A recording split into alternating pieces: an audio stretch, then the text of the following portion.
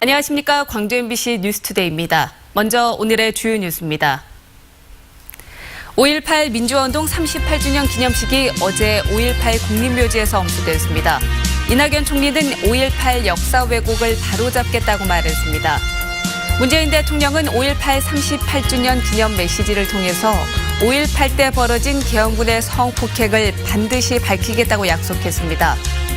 80년 5월 시위를 진압하기 위한 군부대 이동이 전두환 씨에 의해 이루어졌음을 보여주는 미국 기밀문서를 광주 MBC가 단독 입수했습니다. 이명박 박근혜 정권 때 홀대를 받았던 임을 위한 행진곡이 관현악곡으로 재탄생했습니다. 어제 열린 5.18 38주년 기념식에서 이낙연 국무총리는 5.18 역사 왜곡에 대해서 깊은 유감을 표시했습니다. 진상규명에 대한 기대 속에 올해 기념식은 한 편의 드라마처럼 꾸며졌습니다. 윤건수 기자입니다. 부슬부슬 비가 내리는 국립 5.18 묘지에서 38주년 5.18 민주화운동 기념식이 엄수됐습니다. 대통령이 참석했던 지난해와 달리 올해는 이낙연 국무총리가 정부를 대표해서 참석했습니다. 이 총리는 기념사에서 당시 국방부가 진실 왜곡을 주도한 정황이 드러났다며 과거 정부의 범죄적 행태에 깊은 유감을 표한다고 말했습니다. 회고록 등을 통해서 진실을 호도하는 전두환 씨에 대해서는 경고의 메시지를 보냈습니다. 책임을 져야 할 사람이 사실을 왜곡하고 광주의 명예를 훼손하기도 했습니다. 진실의 심판을 피하지 못할 것입니다. 이 총리는 5.18 특별법에 따라 오는 9월부터 진상규명위원회가 가동되면 진실이 완전히 밝혀질 것으로 믿는다고도 말했습니다. 5월 광주 정의를 세우다를 주제로 한 올해 기념식은 한편의 드라마 같았습니다. 5.18 당시 가두방송으로 시민 참여를 독려했던 전옥주 씨가 그날의 상황을 재현했고, 광주 시민 여러분, 지금 우리 형제 자매들이 죽어가고 있습니다. 8살 아들을 잃어버린 아버지의 애끓는 사연이 영화 속 장면과 함께 소개됐습니다. 우리 제발 제 아들 좀 찾아주세요. 저 초록색 웃돌이 깜장 바지 입고 키는 요만하고 이름은 이창현입니다. 아무리 찾아도 한 번 간 아들은 오지 않고 소리도 없습니다. 행방불명자들의 소재와 안매장 의혹, 그리고 발포 명령자 등 밝혀야 할 진실들을 밀린 숙제처럼 안고 맞이한 올해 기념식은 지난해처럼 임을 위한 행진곡을 함께 부르는 것으로 마무리됐습니다. MBC 뉴스 윤문수입니다. 문재인 대통령이 5.18 당시에 벌어진 계엄군의 성폭행 진상을 반드시 밝혀내겠다고 약속했습니다. 문재인 대통령은 5.18 38주년 기념 메시지에서 한 사람의 삶, 한 여성의 모든 것을 너무나 쉽게 유린한 지난날의 국가폭력이 참으로 부끄럽다며 이같이 밝혔습니다. 또 짓밟힌 여성들의 삶을 보듬는 것에서 진실의 역사를 다시 시작하겠다며 국방부와 여성가족부 국가위원회가 공동조사단을 꾸려서 피해자들이 인간의 존엄을 회복할 수 있도록 최선을 다하겠다고 약속했습니다.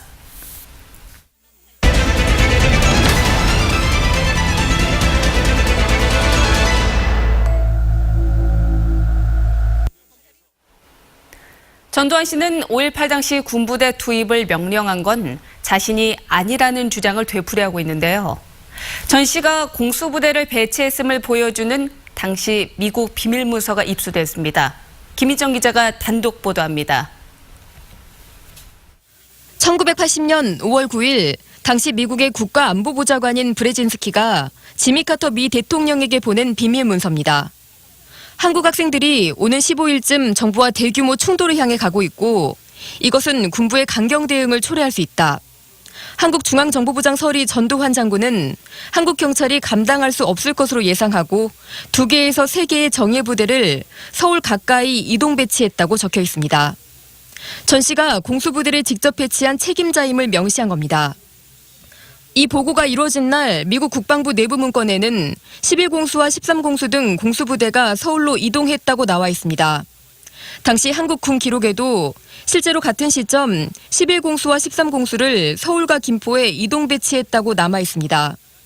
이 문서만이 아니라 다른 그 당시의 상황들을 볼 때 이미 공수부대가 움직이고 있었고, 그리고 여기에서 보면은 행위의 주체가 KCI 다이렉트 전으로 분명히 명시돼 있고 그가 명령을 내린 걸로 보여집니다.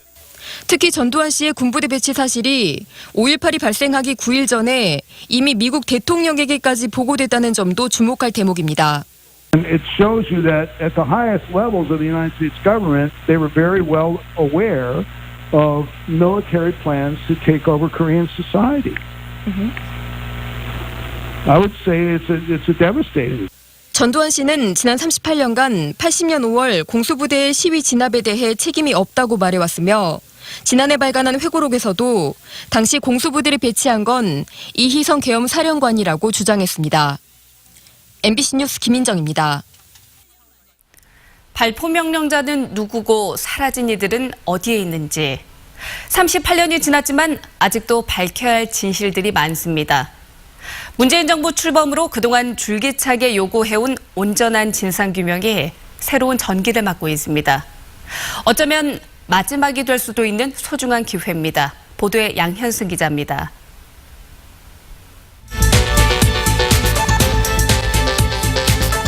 헬기의 가능성이 가장 높다라고 판단을 한 거죠.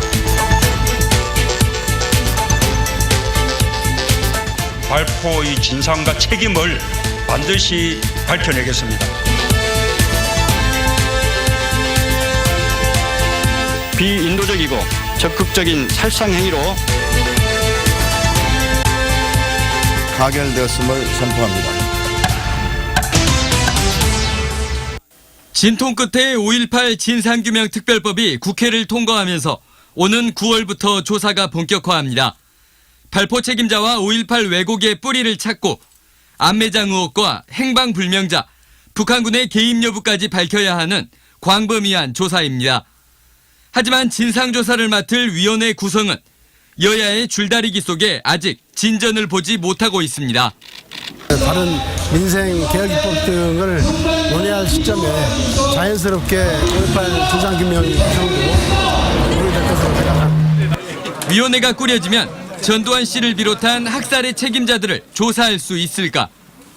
동행을 명령할 수는 있지만 거부하더라도 과태료만 물릴 수 있을 뿐 강제로 조사할 수단이 특별법에는 없습니다. 군 문서를 통해서 진실을 추적하는 것도 결코 쉽지 않은 작업입니다. 그거는 뭐 신군부 측에서 어떤 식으로든 정리를 했을 가능성이 가장 크게 추측되는 부분입니다. 자료 자체가 동향보고 자체가 가장 중요한 시기에 없어요. 국회 청문회와 국방부 과거사위 조사에서 미처 밝히지 못했던 진실들.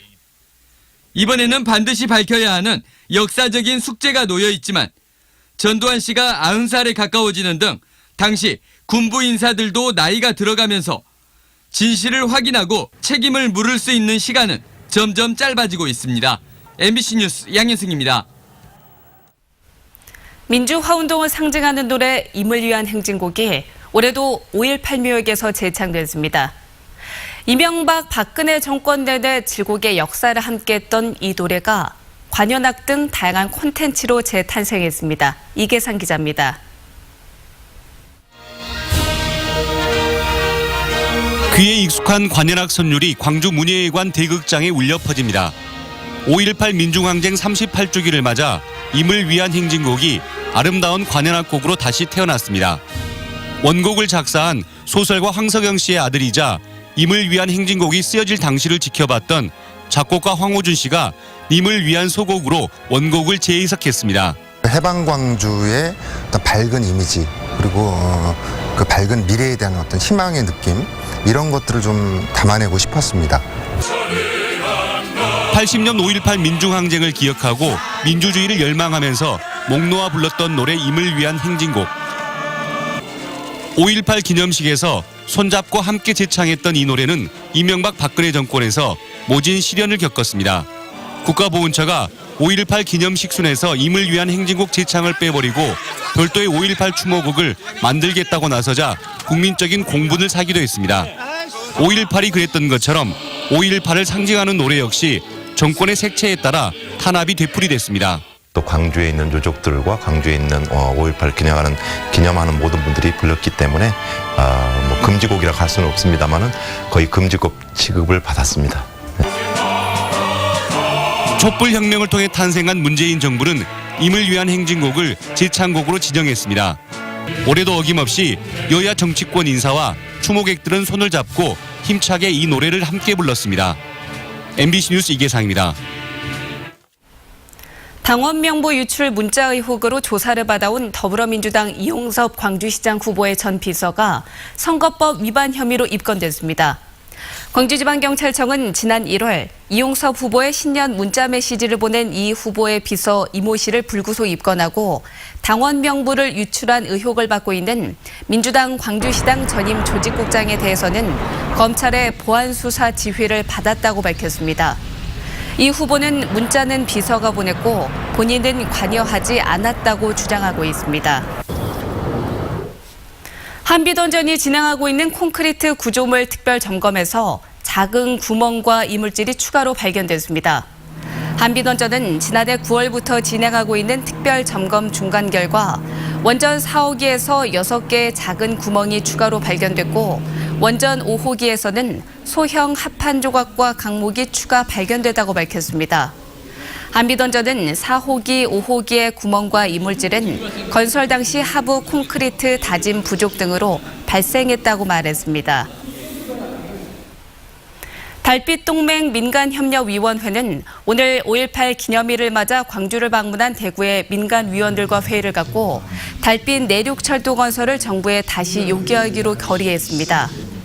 위원회는 남북 화해 시대에 광주에서 대구까지 192km 단선 철도를 건설해서 국토의 동서를 1시간대로 연결하는 것이 더욱 중요해졌다며 제3차 국가철도망 구축 계획에 수정 반영될 것을 요구하고 올 하반기에는 내년 국비 반영을 위한 국회 포럼 등을 개최하기로 했습니다. 5.18 기념식 참석을 위해 광주에 온 추미애 대표는 이용섭 광주시장 후보 캠프에서 권주정 민주당 후보들과 만나서 다가오는 6.13 지방선거에서 압도적인 승리를 이뤄내자고 말했습니다. 추 대표는 또 대통령과 민주당에 대한 높은 지지율만 믿고 자만해서는 안 된다며 민심을 소홀히 하지 말라고 후보들에게 당부했습니다. 금호타이어 생산직 노조의 집행부 탄핵을 묻는 투표가 부결됐습니다. 금호타이어 노조에 따르면 일부 조합원 현 노조 집행부를 상대로 한 탄핵 찬반 투표 결과 탄핵 찬성이 48.8%, 탄핵 반대가 50.2%로 부결됐습니다. 노조 조삼수 대표 지회장과 정송강 곡성 지회장은 공동 입문장을 내고 더블스타와 매각을 앞둔 현 시점은 매우 중요하고 엄중한 시기라며 조합원의 고용과 생존권을 지켜나갈 수 있도록 앞으로 모든 사업을 신중하게 추진하겠다고 밝혔습니다. 오늘 아침 구름이 많이 끼어 있습니다. 오후부터는 점차 맑은 하늘 드러나겠는데요. 다만 아침까지는 산발적으로 빗방울 떨어지는 곳이 있어서 참고하시기 바랍니다. 오늘 광주의 낮 기온은 23도로 어제와 비슷하겠고요. 내일은 2도가량 오르면서 더욱 따뜻해지겠습니다. 주말 동안 바깥 활동 즐기셔도 좋겠는데요. 이 미세먼지 농도도 좋음에서 보통 수준을 보이겠습니다. 다만 일교차가 다시 벌어지면서 곳곳에는 짙은 안개가 끼어 있습니다. 교통안전에 주의하셔야겠습니다. 한낮에는 햇볕이 강하게 내리쬐면서 오늘 자외선 지수 매우 높겠습니다. 오존 농도도 같이 높아지는데요. 바깥에 계실 때는 햇볕 차단 잘 해주셔야겠습니다. 또 당분간은 내륙과 해안 곳곳에 강한 바람이 불 것으로 예상됩니다. 현재 기온 광주가 16.9도, 장성 16.2도로 아침에도 비교적 포근하게 출발하고 있습니다. 낮 기온은 영광이 21도, 담양과 화순 나주 23도를 보이겠습니다. 목포가 22도, 강진 21도로 어제와 비슷하거나 1도가량 낮겠고요. 곡성과 구례 23도, 순천 22도로 예상됩니다. 남해 서부 먼 바다에는 풍랑주의보가 내려진 가운데 오늘 물결 4m로 매우 높게 일겠습니다. 당분간 대부분 해상에서는 바람이 강하게 불고 물결 높게 일겠습니다. 맑은 날씨 이어지면서 일교차가 크게 벌어지겠고요. 다음 주 수요일 우리 지역 비 소식 있겠습니다. 날씨였습니다.